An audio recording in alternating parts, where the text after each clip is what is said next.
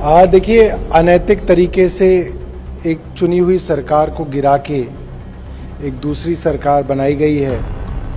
ये देश की चुनावी व्यवस्था के लिए और देश के उन मूल्यों के लिए जिस पे देश आज़ाद हुआ, उसके लिए ठीक नहीं है। हमारी तरफ से नई सरकार को शुभकामनाएं कि वे महाराष्ट्र की जनता के हित में काम करें। आपको लगता है पर्याप्त है?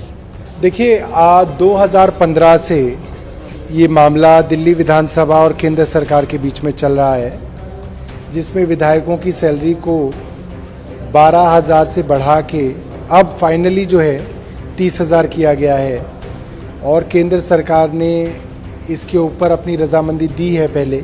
तो अब ये राष्ट्रपति के पास भेजा जाएगा और मुझे लगता है कि पहले बहुत सारे जगहों पे एक गलत खबर जो है वो है कि दिल्ली के विधायकों की सैलरी जो है वो 2,10,000 है। तो आप लोगों के माध्यम से मैं उन लोगों को भी चाहूँगा कि वो अपने यहाँ जो वेबसाइट्स वगैरह पे जो है इसको भी दुरुस्त करें कि अगर ये सैलरी बढ़ती है तो ये बढ़ के जो है 12,000 से बढ़ के 30,000 हो जाएगी। और अगर सारे भत्ते मिला लें, constituency allowance, travelling allowance, communication allowance और जो भत्ते और खर्चे जो विधानसभा के अंदर विधायक करते हैं उसको मिला लें, तो वो 53,000 से बढ़ के अब 90,000 हो जाएगी। लीडर ऑफ अपोजिशन बीजेपी के रामवीर सिंह विधूड़ी ने भी इस बात का समर्थन किया और उन्होंने कहा कि देखिए, अगर आप ये उम्मीद करते हैं कि विधायक करोड़ों रुपए के काम अपनी कॉन्स्टिट्यूंसी में कराए, ईमानदारी से कराए और वो अपना घर 12,000 रुपये में चलाए, तो ये संभव नहीं है, ऐसे हो नहीं सकता है, प्रैक्टिकल नहीं है। तो एक विधायक को एक तो आप ऐसी सैलरी दें कि वो इज्जत से अपना घर चला सके, डिग्निटी से रह सके। दूसरा, आप कंपनी के लिए सीईओ हायर करते हैं तो अच्छी क्वालिफिकेशन का एक टैलेंटेड आदमी हायर करते हैं, उसको आप तनख्वाह देते हैं। जितनी भी अच्छी बड़ी कंपनीज़ हैं, आप किसी का भी उदाहरण लें, वो कंपनी बड़ी इसलिए हैं क्योंकि वहाँ पे सैलरीज जो हैं सबसे अच्छी सैलरीज हैं। हमें मानते हैं कि कॉरपोरेट के मुकाबले सैलरी तो नहीं दी जा सकती, मगर अच्छी सुविधाएं और एक इज्जत के लायक जो है वो सैलरी दी जानी चाहिए।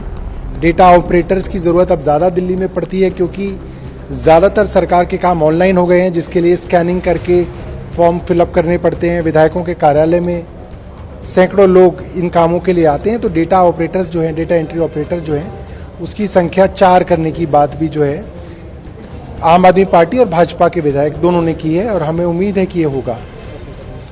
देखिए, मैं तो बड़ा हैरान हूँ कि अब 8 साल हो गए भाजपा की केंद्र सरकार को, और अगर अभी भी टेररिज्म बढ़ रहा है तो इसका मतलब केंद्र सरकार फेल हो गई है। अगर आज भी कश्मीर के अंदर भारतीयों की हत्या हो रही है, इसका मतलब तो टेररिज्म फेल हो गया है।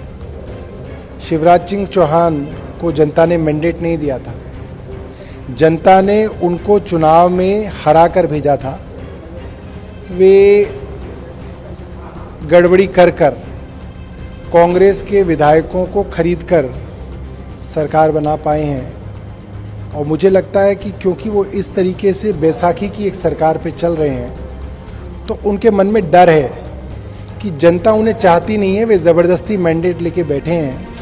और अगर अरविंद केजरीवाल की सरकार या अरविंद केजरीवाल की पार्टी के काम लोगों को भाएंगे तो वहाँ पे भाजपा की सरकार के लिए मुश्किलें आ सकती हैं। देखिए, अब ये समस्या आ रही है कि एमसीडी के अंदर काम नहीं हो रहे। मैं अपनी ग्रेटर कैलाश विधानसभा का एग्जाम्पल बताऊं तो ऐसे कई जगह के वीडियो मैंने अपने यहाँ डाले हैं जिसके अंदर बड़े बड़े पॉइंट्स जहाँ पे हमारे यहाँ पानी भरता था, वहाँ पे पीडब्ल्यूडी ने तो अपने नाले साफ़ कर दिए मगर एमसीडी ने अपने नाले साफ़ नहीं किए, जिस कारण जो है वहाँ पे जलभराव हो रहा है। और हमें नहीं मालूम कि एमसीडी का माई बाप अब कौन है, किसको कहेंगे तो वहाँ पे काम होंगे। तो एमसीडी के अंदर हालात बहुत ख़राब हो रहे हैं। हमारे किराड़ी के विधायक भी बता रहे थे कि एमसीडी के नालों की सफाई भी उनको इरिगेशन फ्लड से करानी पड़ रही है।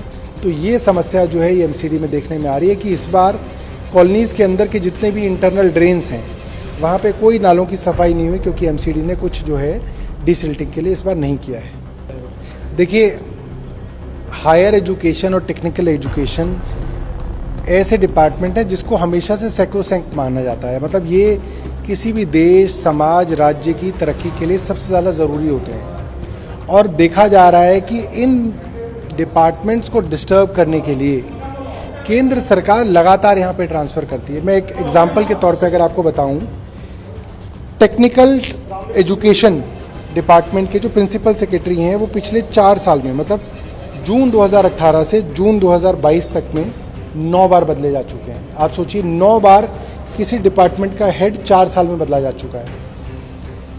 अगर डायरेक्टर की बात करें हायर एजुकेशन के अंदर, तो पिछले 4 साल में 7 बार डायरेक्टर बदले जा चुके हैं।